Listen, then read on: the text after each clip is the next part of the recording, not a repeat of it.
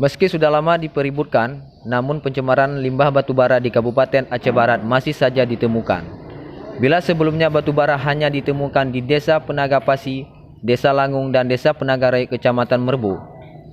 Tapi kini, pencemaran batubara juga ditemukan merambah ke Kecamatan Johan Palawan, seperti di kawasan Pantai Calok atau di Desa Padang Serahid, Kecamatan Johan Palawan.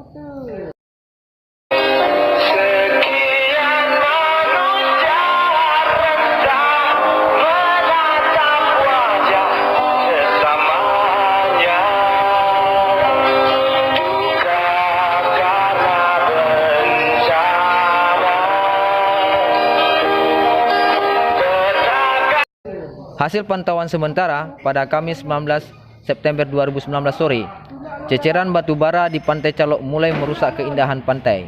Kondisi ini serupa dengan apa yang masih terjadi di Kecamatan Merbau.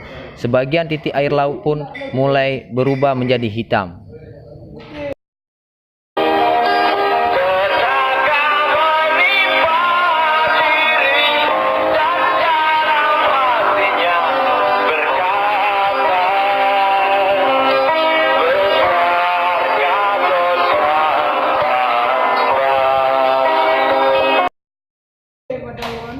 Belakangan ini menjadi pembincangan di kalangan masyarakat dan media sosial, khususnya di Aceh Barat.